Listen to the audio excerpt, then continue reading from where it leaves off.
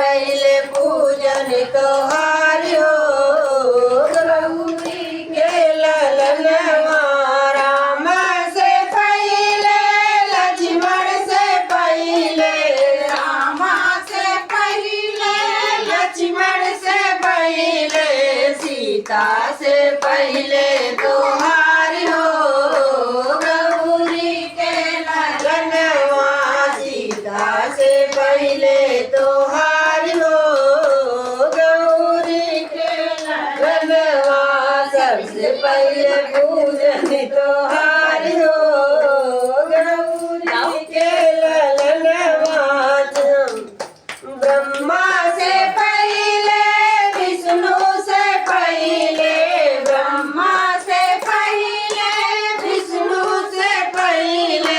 लक्ष्मी से पहले तोहार हो गौरी के ललनवा लक्ष्मी से पहले तोहार हो गौरी के ललनवा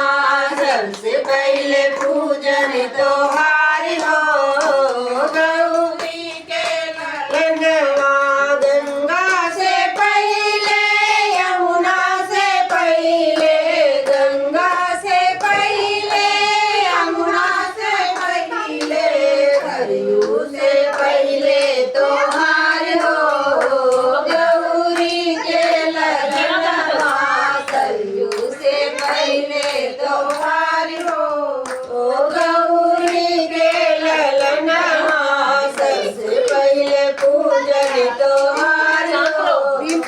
गौरी के ललनवा सबसे पहले पूजन तोहार हो गौरी के ललनवा चंदा से पहले सूरज से पहले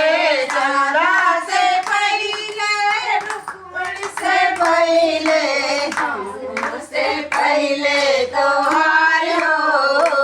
गौरी के ललनवा सबसे पहले पूजन तोहार हो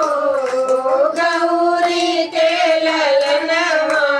सबसे पहले पूजन तोहार हो